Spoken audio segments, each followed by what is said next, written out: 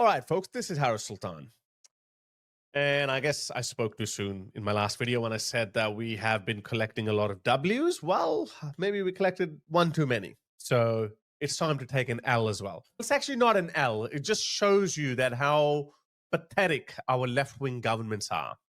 So Australian Prime Minister Anthony Albanese, who's a far left woke, he may not be a woke himself, but he appeases the wokes and obviously the Islamists.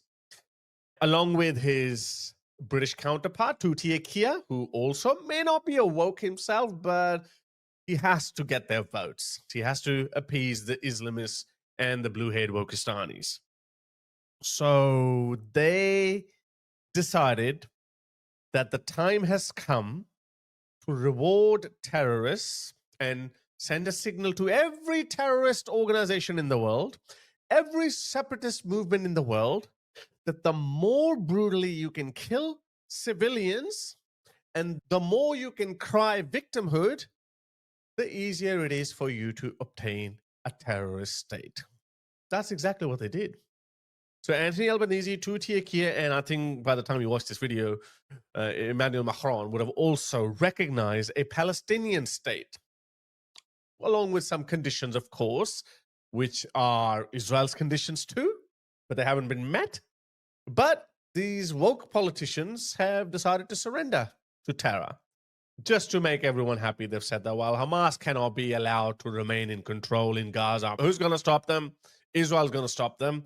But you keep forcing Israel to fight with one hand tied behind its back. They never put any pressure on Hamas. These weekly pro-Hamas protests that we see in the streets of our capitals almost every week, those people never put any pressure on Hamas. They only put pressure on Israel and also our woke politicians. And this is why they gave up.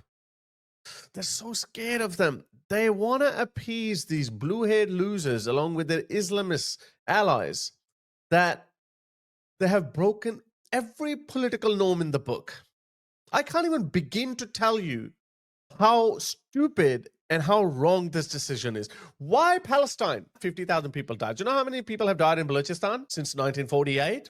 Baloch are a people whose land has been usurped by both Pakistan and Iran. And there's been a freedom struggle taking place in both Iranian and Pakistani Balochistan, and they've been, from time to time, attacking the Pakistani and Iranian militaries. But I'm pretty sure you guys had never heard of this. How come Anthony Albanese and Keir and Emmanuel Macron, how come they're unrecognized Balochistan? Because obviously that would be stupid, because Balochistan is not a separate state. These kind of gestures are just virtue signals for your Wokistanis or for your constituencies, when your local politics should never play into your foreign policy. Okay, what about the Kurds? Kurds are oppressed by everyone, but they're just not as good as Palestinians in crying victimhood.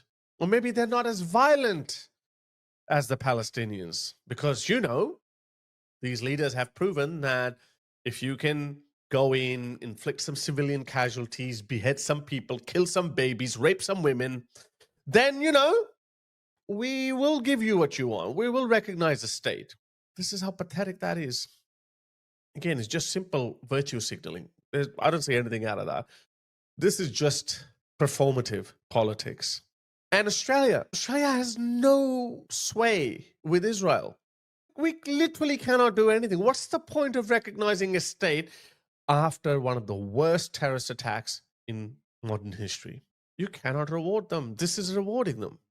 Maybe it wasn't to appease their wokes and Islamists. Maybe there's something more to it. Maybe there's another explanation. Maybe Anthony Albanese, Keir, and Emmanuel Macron, they're all scared of Islamists that are living within their countries. You think it's far-fetched? No.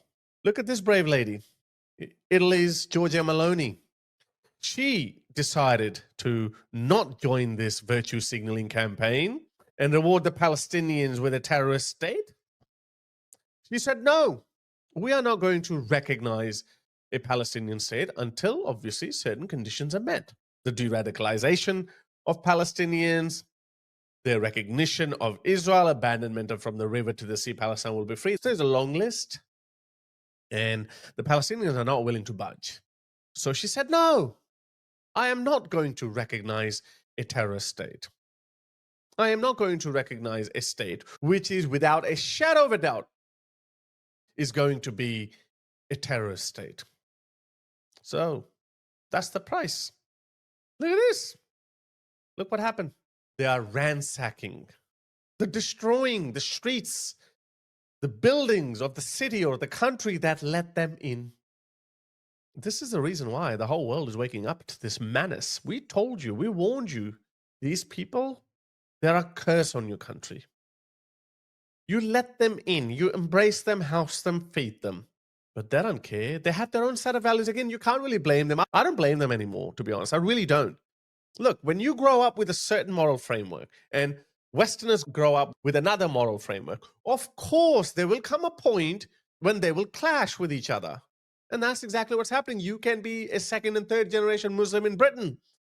You're not going to adopt Western values or Western moral framework, because when you start thinking like a Westerner, when you start putting Western liberal, secular, democratic values at the forefront, you start seeing why we must support Israel and we cannot support Palestine, which is going to be an Islamist state.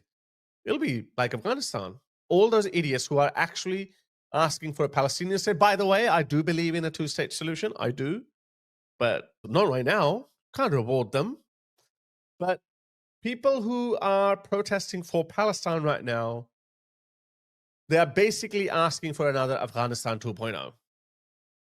10 years ago, if this woke movement was this vibrant, they would have been pressuring the United States to abandon Afghanistan and leave it to the locals. Free Afghanistan. And look what's happening in Afghanistan. Women can't even talk. Women are only allowed to whisper in their houses, because if their voice travels beyond the borders of their house and they fall inside the ears of a non-mahram man, meaning unrelated man, then it could create a temptation, you know. So it's no longer just seeing the ankle of a woman that could tempt a man, even a voice. Actually, there's a Quranic verse that says believing women don't speak kindly to unrelated men, because this could tempt him. He may think that you're flirting with me. So anyway, these are the primitive barbarian people that we're dealing with. But to make matters worse, as I said, the worst part is our lefty politicians. They are enabling it. And the ones who stand in their way, look what happens. The more time passes, the more clear it becomes that these people will never be your allies or friends. Quran was right. Jews and Christians can never be your allies. Do not take them for allies. Westerners need to follow the same line of reasoning. They can't be your friend, no matter what. Individually, people can differ, but Islam as an ideology, it can't be your friend. These are two different civilizations that have their own unique history. They have their own set of values. They have their own moral frameworks. And when people cross over, they don't change. But I listened to Benjamin Netanyahu. I don't think he should have said that there will never be a two-state solution. I'm sure him and other Israelis have a different view, but that wasn't his position a few years ago. Israel has always maintained that there could be a two-state solution eventually. That's why Israel hasn't actually formally annexed the West Bank. But guess what? This might be a blessing in disguise, because they're all worried now. This recognition may give Netanyahu an excuse to annex certain parts of the West Bank. So, you know, I'm not going to condemn that now, because you thought that you can appease your blue-haired Wokistanis and your Islamists in the suburbs of Sydney and Melbourne. So you decided to recognize a Palestinian state 2 years after they brutally murdered 1,000 Jews, or Israelis, actually, not Jews. They were not all Jews. You want to reward them just for your petty local politics? Anthony Albanese doesn't care. Boutiquier doesn't care. And Emmanuel Macron certainly doesn't care. They don't care what happens to Palestinians. It's all about virtue signaling. It's all about, oh, yeah, we're on the right side of history. You're not on the right side of history, because History is written by conquerors, and you fuckers are never going to win.